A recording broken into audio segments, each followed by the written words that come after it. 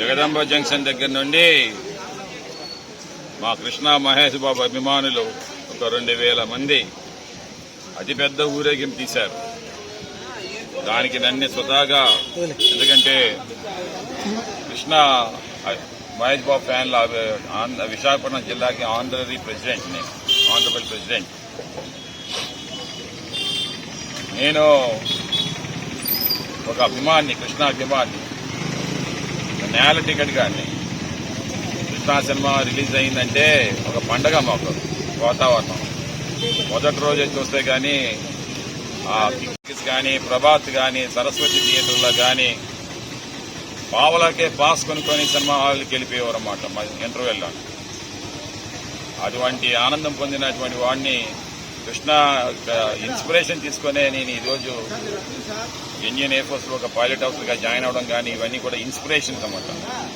ఏదో సాధించాలని కృష్ణ మూవీస్ అన్నీ కూడా ఏదో ఇన్స్పిరేషన్ ఉండేది, మోరల్ వాల్యూస్ ఉండేవి. ఇవన్నీ కూడా ఆ మోరల్ వాల్యూస్ ఎదగడమే తెలుస్తున్నానమాట. రోజేమో స్వతహాగా వాళ్ళందరూ కూడా ఊరేగింపు చేసి, ముఖ్యంగా 2 సార్లు నేను గెలిచిన దాంట్లో కూడా కృష్ణ అభిమానులు అందరూ కూడా కీలక పాత్ర వహించారు. కృష్ణ గారు ఏ పార్టీ ఎటువైపు ఉన్నా కానీ ఈ విశాఖపట్నం దక్షిణ నియోజకవర్గం వచ్చేటప్పుడు మాత్రం గణేష్ కుమార్ నా అభిమాని కాబట్టి నా అభిమానులందరూ కూడా అతనితోనే ఉండండి అని చెప్పి అనే వాళ్ళందరినీ కూడా నాకే సపోర్ట్ చేయించారు. 2 సార్లు నా గెలుపులో వారి కృషి ఎంతో ఉందన్నమాట. మరి ఈసారి కూడా వారందరూ కూడా నన్ను గెలిపించడం కోసం చెప్పి స్వతహాగా ఇంత పెద్ద 46 డిగ్రీ సెంటీగ్రేడ్ ఎండ్లో ఊరేగింపుగా రావడం, 18 సంవత్సరాల అమ్మాయిలు కూడా కృష్ణ మహేష్ బాబు అభిమానులు కూడా ఈరోజు పార్టిసిపేట్ చేశారు. వారందరికీ కూడా ప్రత్యేకంగా నా యొక్క ధన్యవాదాలు తెలియజేస్తా ఉన్నాను.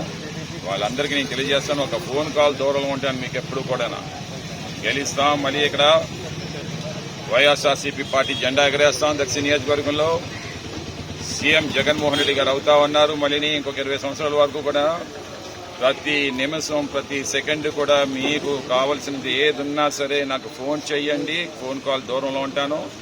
స్వతహాగా మీ గడప దగ్గరకు వస్తాను, ఏ పని చేసి పెడతానని చెప్పేసి నాకు దాంట్లోనే సంతృప్తి ఉందని చెప్పి నేను తెలియజేస్తా ఉన్నాను. జై జగన్, జై మహేష్ బాబు.